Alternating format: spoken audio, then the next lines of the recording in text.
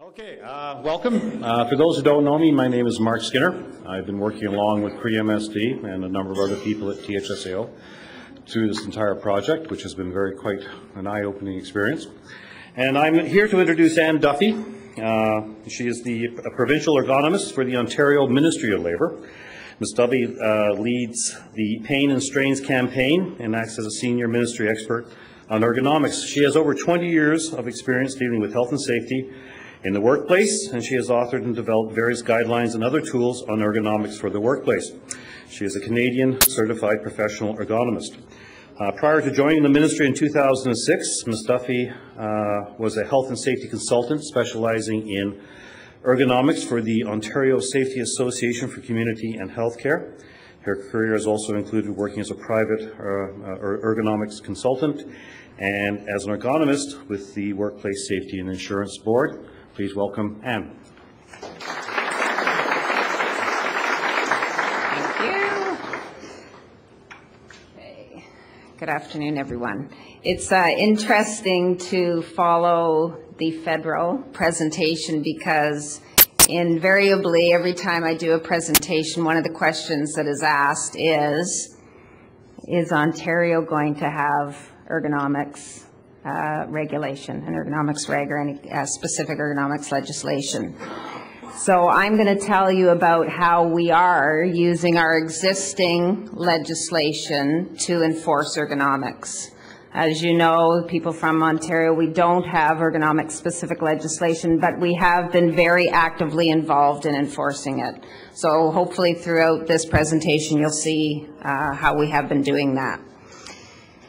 So what I'm going to talk to you about today is I'm going to give you an update on MSD stats for Ontario. I'm going to talk quite a bit about our Safe at Work Ontario campaign, which is our new campaign that started last year. And I'm going to talk to you about how we've applied ergonomics specifically within that campaign. As far as data goes on ergonomics related type injuries, the WSIB through their statistical supplement refers to these injuries typically as sprains and strains. So if you look at their supplements over the past 4 years, what I've done here is I've just put all the 4 years of information together. We can clearly see that the sprains and strains consist of the vast majority of lost time injuries in Ontario. This data, however, is not MSD specific. So when we look at this data, you need to remember that this includes sprains and strains that also occur as a result of an acute type incident. So if there is someone in the transportation sector, for instance, that's in an automobile or a truck accident and they strain their back as a result of that accident, that would be captured under here. But when I talk in a few slides about MSD specific data, those are the types of claims that have come on as a result of a cumulative exposure. Okay. Now, the other slide that I thought would be of interest to you with respect to the WSIB statistical supplement is the occupation that has the largest proportion of claims. So it's quite appropriate that we're having this meeting, having this conference, and we obviously need to do a lot more with this sector because this sector does have a fairly significant proportion of the lost time injuries. Okay, so now I'm going to talk about MSD specific data, and we define MSDs the same way that the federal government defines them as well. So we look at the nature of the injury, so that would include the pains and the strains, the tendinitis, the carpal tunnel. All of those claims are then filtered again, and we look at the event. So if the event was a fall, was an automobile accident, was something acute, those would be eliminated. So these are truly MSDs, typically the result of an ergonomic related issue in a workplace. So from 2003 to 2007, MSDs specifically, the direct claim costs were over $640 million. And remember Vic's talk when he said the indirect costs added on to this is 4 times, so we're over $2 billion in that 5-year window just on MSD claims, and over 6 million days lost. Yet we often really struggle to get attention on this issue, and I think a lot of that has to do because it isn't an acute traumatic incident. It doesn't draw blood. It doesn't necessarily get the awe attention, yet, you know, when we look at the dollars, we're over $2 billion in just a 5-year period. So in that 5-year period, we did have a huge initiative going on in the province. The Ministry of Labour had their big high-risk campaign. The WSIBs had a lot of campaigns, all the safety associations. So the lost time injury rate did decline to by 22%, so very successful. But our MSD rate only declined by 15%. Now if I go down one, there's the graph of it. So possibly a bit concerning if these two lines are not declining at the same rate, and we also have the compound problem of the aging workforce. We have possibly a shrinking workforce, which is also going to possibly create an increase in demands on the workers that remain in the workforce. So with the additional demands, the aging workforce, you know, we want to really be paying attention to these MSDs and make sure they continue to decline at a significant rate. So just going back then to the third bullet, back in 2003, MSDs accounted for 40% of all lost time injuries, but in 2007, they account for 43%. So again, a much bigger proportion. And cost-wise, they represented 43% of the cost of all LTIs. So then when I just looked at the transportation sector specifically, you are higher than the provincial proportion because 45% of all your lost time injuries are the result of an MSD, and about 35% of your costs. So that was kind of interesting. So possibly return to work is working quite effectively in your sector for your costs to be fairly well contained. Now this graph just shows all of the HSAs, all of the health and safety associations, the major sectors within Ontario, and how they are doing specifically with their MSD frequency rate. So the blue line at the top represents the transportation sector. So year after year, since 2003, this sector has had the highest frequency rate of MSDs, and that hasn't changed. The next most significant line is, forestry ends up being the highest in 2007, but you can see that's a bit of a blip, and we certainly wouldn't call that a trend when we only have one data point going in the opposite direction. So the next one would be healthcare, which is a consistently high percentage as well. So the provincial rate is the red line, and our provincial MSD rate is at about 0.6. And you folks are around, 3.5 or so. Okay, the other piece of information that we can look at with respect to data is looking at rate groups. And so I ranked all of the rate groups in Ontario and just made a list of the top 20 rate groups for their MSD rate in the year 2007. Ambulance services, we haven't talked about that particular sector within transportation today, but that does fall under your umbrella right now with respect to how we look at the various sectors. So you can see, you have most of your rate groups are falling within the top 20 rate groups in Ontario. And there are hundreds of rate groups. So again, it really is quite a concern from a data perspective.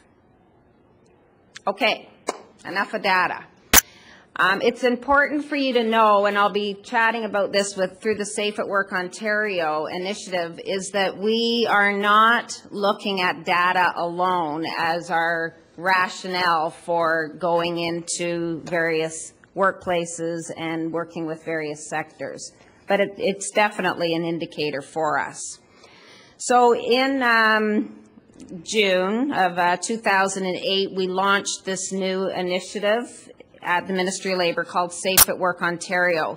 It evolved from our older initiative, which was the high risk campaign, and we had a lot of feedback from stakeholders about that campaign and about the name of that campaign. And we've really shifted our philosophy to a much more proactive philosophy and a name that really registers the goal that we're trying to achieve, which is, we're trying to achieve safety in all of our workplaces in Ontario. So we're working with the WSIB. They've got the Road to Zero. Enforcement really is a part of that Road to Zero. Some of you may not agree that enforcement is necessary. Others may feel it is very important. Personally, obviously, I feel that it is very important. And I'm going to explain to you about what we're doing with respect to ergonomics to help with that enforcement. The other major initiative with our new campaign is a partnership. We've done a lot of work over the past few years with safety associations, with employer associations, with unions to try to move initiatives forward. So we really do want to partner with you as you begin to develop your best practices. So these are what the ministry will look at when we're developing our plan for our upcoming year. We do look at the health and safety records of workplaces. That includes lost time and no lost time. We look at workplaces' compliance with orders that they've had. But the important one is we look at workplaces that do have an inherent risk. So as you can see from the data that we showed previously, transportation sector does have some inherent MSD risks in it. And I think we've heard about those a lot today from the previous speakers as well. So certainly you are a sector from an ergonomics perspective that we want to be more engaged with. So we're not just going into workplaces that have had an injury. We will go into any workplace if it happens to fall into our work plan as a sector that we know has some inherent risks that we want to address. Okay. The other important aspect with Safe at Work Ontario is we put quite a lot of emphasis on the internal responsibility system. And again, this was something that Vic really stressed in his talk. And we know without a strong IRS, we're really not going to achieve a lot of success in moving that company forward in prevention. And we don't want to be going back into a company time after time because there's complaints, because there's work refusals, because there's critical injuries. We need those organizations to take on responsibility for preventing and for addressing those issues themselves. So what we will be looking at is competence, commitment, and capacity. So if you think about these things from an ergonomic perspective as well as an overall health and safety perspective. So under training, is your organization doing any training with respect to either back care with safe operating procedures, handling of loads, safe handling? Your Joint Health and Safety Committee, are they looking at ergonomic issues when they're doing their workplace inspections? The OSHCO documents that came out recently with the MSD prevention strategy actually has a checklist for health and safety committees to utilize to help them look for these MSD hazards. Under commitment and leadership, is there any written documentation? So if we are looking at an organization's policies and procedures, their health and safety program, we'd want to be seeing something that's addressing MSDs as well. And again, often that's a missing component. And then capacity. Do the workplaces know where to go to get assistance? So TSAO obviously is a key resource for you, but there are other resources out there as well. Are you tapping into other resources to help you move things along? We will often refer to the HSAs and to the WSIB when we get into a workplace where we realize they really don't have the knowledge, the competency to help them move forward. This is how we will identify which firms we're going to be going into. So we will be looking at a firm's record, as I mentioned. They look at the number of claims, the lost time, the no lost time. They look at what that rate group average is and how the workplace compares to the average. They look at costs of claims and how they compare to the average. They look at the size of the business and changes in the growth of that business. So it's not purely on the claim count. We are doing blitzes. I'm sure you've heard about the Ministry of Labor's blitzes last year. That will be continuing next year, and I'll tell you a little bit more about that in a few minutes. And like I said, then we've got a lot of work we're trying to do with respect to partnerships. Okay, I think I've said enough about that. Okay, so here's what we did this past year with respect to ergonomics at the Ministry of Labour and how we were integrating it into Safe at Work Ontario. When the WSIB does its risk ranking, they look at every firm in Ontario, and they have recognized 4 priority hazards, with MSDs being one of them. So for every firm in Ontario, we received MSD claim information, and we were able to generate an MSD frequency. So what we did is we identified the top firms in Ontario that did have a high MSD frequency rate, and we made sure that our ergonomists, our MOL ergonomists, visited those firms. The ergonomists typically get called into a firm by either an inspector asking them to come in with them, or because of a complaint, or a work refusal, or a critical injury.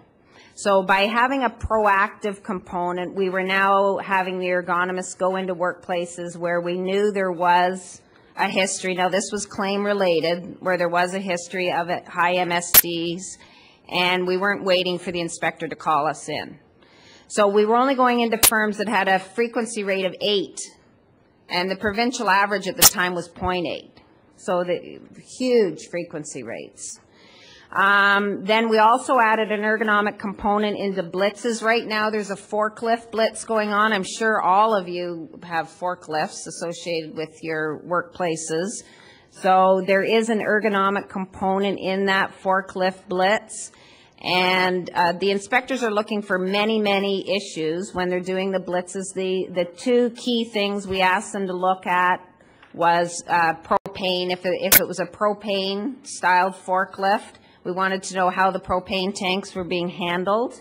And we also wanted them to look at the seat on the forklift, because we know from experience, we go into a lot of places where the seats are torn, tattered, old, broken, and we know vibration is a big issue. We know vibration is a risk factor for MSDs, so we asked them to look at that as well. Then here's some of our partnerships that we were involved with last year. The MSD prevention strategy through OSHCO, lots of material available on that. TSAO has it all on their website. It's all free to download. We've worked with employer associations. We happen to do a lot of work with the construction sector last year, but we'd like to continue that work. We're trying to work with firms that have multi-branch organizations. We'd rather work with a head office and come up with a plan with a head office than go into all these individual firms. There's a CSA standard in draft now for ergonomics, so the MOL is participating in that, and we participate in research projects going on at IWH and CRE-MSD. Just to give you a little bit of insight about the volume of what we've been doing ergonomically, when the Pains and Strains campaign began in 2006 until the beginning of this year, we've done over 10,000 visits that have had an ergonomic component. So we are out there, and we've written over 2,000 orders, so ergonomic-related orders. So we now are able to track our ergonomic orders because we ask the inspectors to flag those for us, even though we don't have a section that's an ergonomic section. So they're typically written under 25-2H, which is our general duty clause, or manual handling, which is our 45. So there is lots of activity going on. All of our inspectors have been trained. They're also looking at ergonomic issues because we only have 4 ergonomists right now in the field that are out there. So we have been training our inspectors to be addressing this even more so. So in 09-10, we're just in the process of finalizing what our plans are going to be. We will be continuing with this sector-based enforcement. This is the overall Safe at Work Ontario. They're continuing to do a risk assessment that looks at the injury record, the compliance, whether there's been a number of critical injuries and fatalities, the nature of work that's being done. We're really doing a lot of planning with the safety associations, so workplaces will be touched by someone in the system. All of the strategies will have a small business component to them. I don't know how many small business people we have here today. And then the one emphasis that is being sent out in all our messaging is that there will be an MSD focus. So this material was presented at a series of stakeholder meetings that just went on. So we're continually sending out the word that we are really looking at this. And in our 09-10 ergonomics plan, there is going to be an MSD blitz. It hasn't been officially announced yet, but it is going to happen. It's going to happen early in the year. Our year starts in April. And it's going to be across all of our programs. So typically our blitzes are program specific, are either industrial, construction, healthcare, or mining. The MSD blitz will go across all programs. I can tell you that really the ergonomists have not proactively been involved with the transportation sector unless it's been affirmed that was one of those very high MSD frequency rates. But we will be having a proactive component next year for the transportation sector. So our ergonomists will be more engaged in some of the workplaces in transportation. And finally, we want to continue to engage stakeholders, so particularly ones in the transportation sector, to help identify what you see as being the best practices. So, you know, things like this are very, very beneficial for the sector. And they're very beneficial for us because we know that these are things that are reasonable precautions to be putting in place. And so we want to continue to engage stakeholders. And, you know, that's it as far as the bulk of my presentation goes. I just really want to emphasize again that these types of injuries often don't get the attention they need, but there are so many workers that are hurting on a day-to-day basis. We know it has a huge impact on their productivity, on the company's overall productivity, and we really want to partner with our system partners, with employer associations, with unions to try to make a difference. Thank you.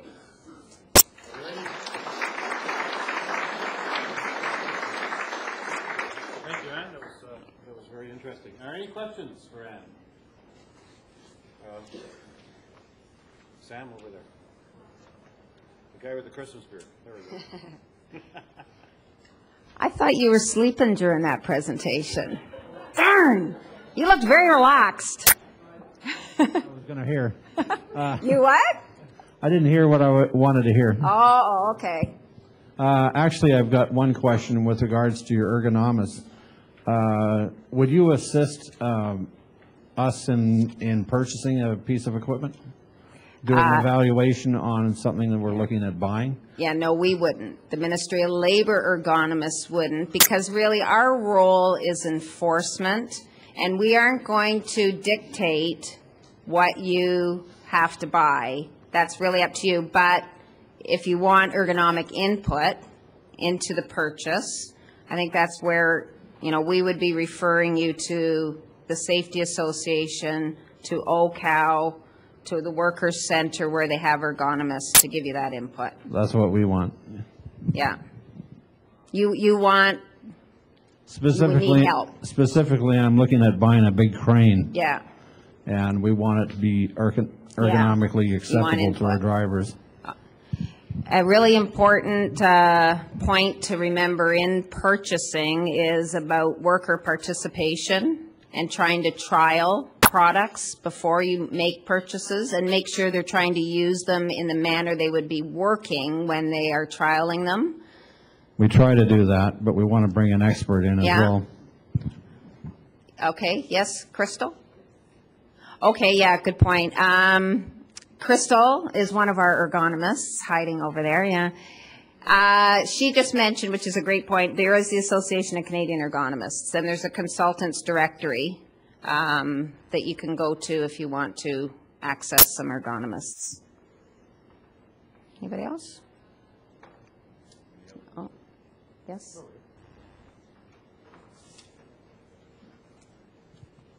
I'm just wondering if you could comment further on your forklift blitz.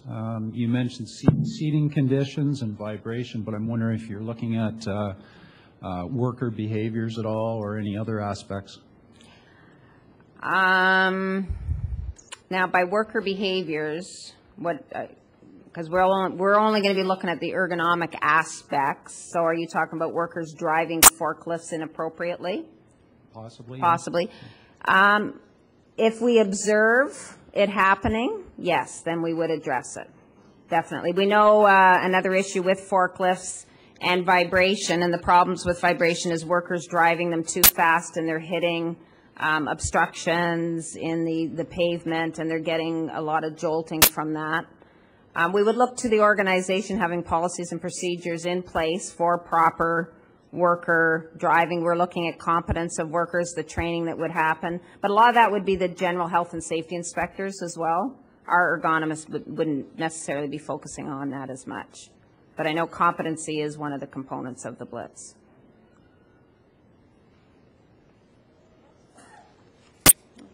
Any other questions? Well, with that, thank you, Okay, Anne. thank you. Presentation.